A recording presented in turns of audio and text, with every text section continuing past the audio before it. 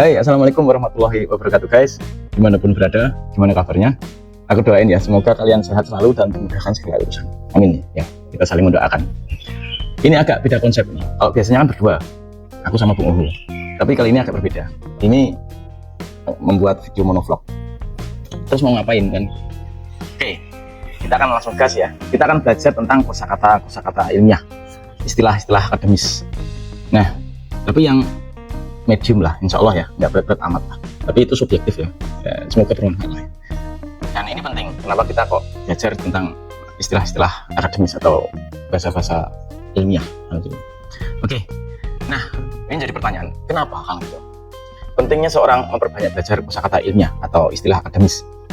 Itu sebenarnya punya beberapa alasan mendasar, baik dari sisi intelektual, komunikatif, dan maupun profesional.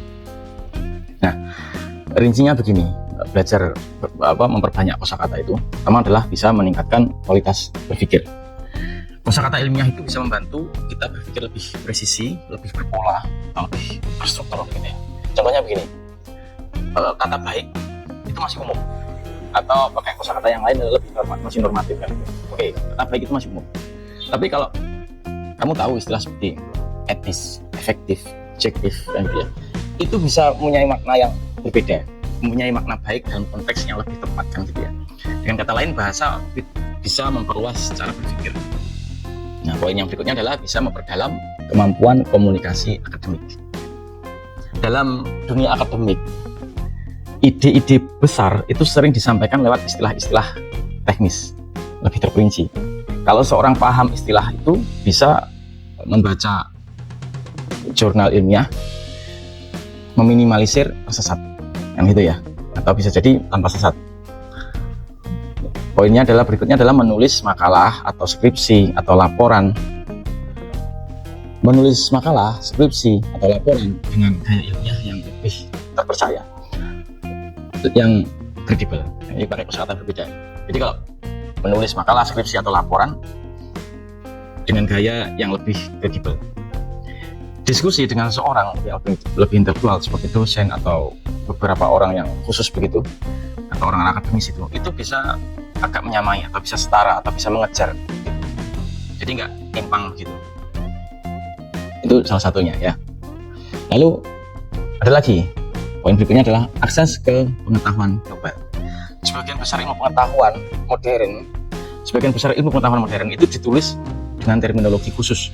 Jadi sering pakai bahasa Inggris begitu ya, yang paling banyak gitu ya, kalau bahasa yang paling banyak begitu. Jadi dengan menguasai kosakata ilmiah itu seorang itu bisa memahami literatur dari berbagai negara, dari berbagai bahasa. Jadi nggak hanya mengandalkan terjemahan, tapi menggali makna konsep aslinya.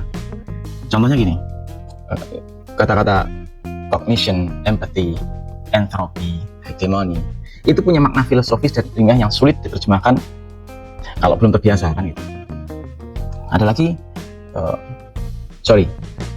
kitab. Jadi gini pakai bahasa agama ya. Kalau kita kitab Quran misalkan gitu, terkadang kalau kita hanya membaca terjemahan, bukan terkadang ya, seringkali kalau kita hanya mencomot hanya terjemahnya saja, itu pemahamannya seringkali beda. Ada seseorang yang paham tentang sastranya, susunan kalimatnya, itu akan lebih berbeda ketika hanya sekedar terjemahannya langsung ditafsirkan. Ya, jadi bukan terkadang, tapi seringkali begitu. Kalau kita ketemu sama seorang yang alim gitu, yang sangat berilmu, apalagi ulama yang paham betul tentang bahasanya, sastranya dan sebagainya, menerjemahkan Quran, dibandingkan kita hanya sekedar membaca sendiri terjemahannya, belajar dari seorang yang ternyata taunya cuma hanya sekedar terjemahannya saklek gitu, itu sangat beda. Transfer chemistry-nya itu bisa berbeda. Jadi begitu. Akses pengetahuannya itu berbeda. Poin berikutnya adalah meningkatkan profesionalitas dan kepercayaan atau kredibilitas. Itu seperti itu. Jadi kosakata itu terkadang rumit gitu ya. Dalam dunia kerja atau penelitian, penggunaan istilah itu menunjukkan bahwa seseorang itu bisa memahami bidangnya secara lebih dalam. Bisa berkomunikasi, jadi ia bisa berkomunikasi secara profesional di lingkup akademik, penelitian atau presentasi publik. Contohnya gini. Ada kalimat begini. Masalah ini kompleks karena adanya multivariate interdependence. Kan begitu ya, ruwet gitu. Masalahnya kompleks karena ada multivariate interdependence. Itu terdengar jauh lebih meyakinkan daripada gini. Karena banyak hal yang saling terkait. Karena ada banyak hal yang kompleks. Beda dengan multivariate interdependence. Karena memang ada kompleksnya, pemahamannya kompleks. Poin berikutnya lainnya adalah membangun identitas intelektual. Jadi ini juga sangat membantu identitas intelektual. Bahasa ilmiah itu mencerminkan cara pandang dan budaya ilmiah. Jadi kalau kita menguasai banyak kosakata ilmiah, seseorang itu nggak hanya berpengetahuan, tapi juga menjadi bagian dari komunitas pemikir global. Wah, kerennya di situ itu. Ikut membentuk wacana, bukan cuma mendengar. Meminimalisir distorsi. Nah, ini ngomong-ngomong masalah distorsi ini penting. Ini kelihatannya nanti kita akan bahas tentang satu kata itu, distorsi. Karena itu nanti akan ada banyak turunan distorsi. Itu bisa menjadi filter dari informasi yang masuk ke dalam otak kita. Ya, jadi meminimalisir penyesatan tadi ya. Oke, jadi gini. Oke, sekarang akan bahas tentang tadi. Kenapa ada beda? Contoh-contoh itu ya, contoh kalimat multivariate interdependence. Lalu ada bedanya dengan hal yang saling terkait. Karena banyak hal yang terintegritas. Ternyata banyak hal yang saling terkait. Karena banyak hal yang kompleks. Beda-beda kalimat variannya, tapi nanti beda. Gini, kita tahu ya, seringkali kita melihat antar pemimpin negara. Pertemuan Donald Trump dengan Putin, misalkan gitu. Pertemuan cuma hanya 1 jam gitu.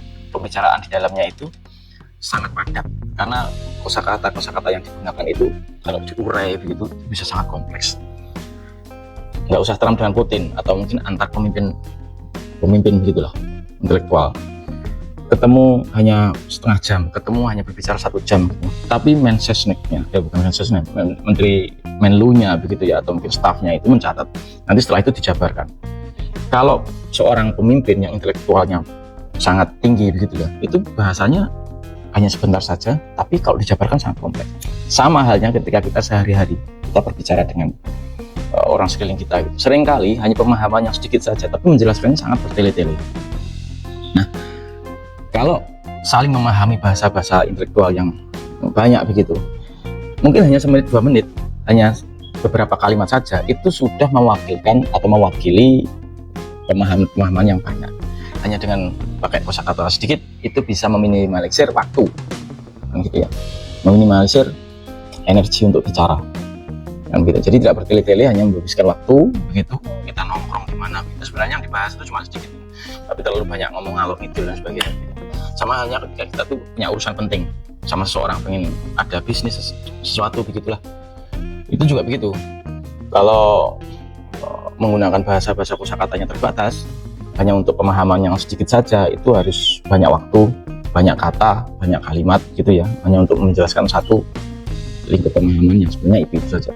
Tapi kalau menggunakan bahasa-bahasa yang kompleks begitu, hanya satu tiap kosakatanya aja sudah kompleks begitu, itu bisa meminimalisir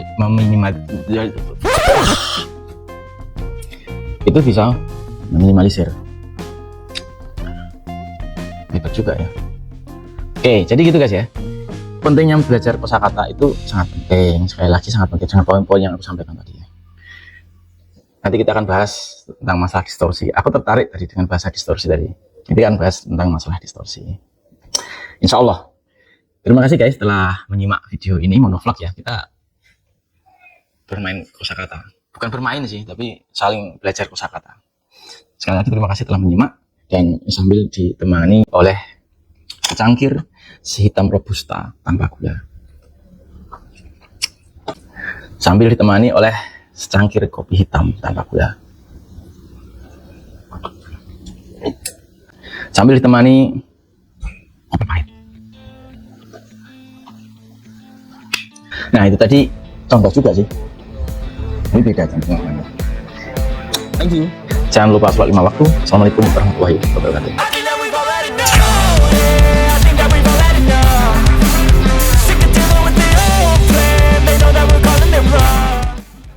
Jadi kenapa kok itu penting? Ya karena memang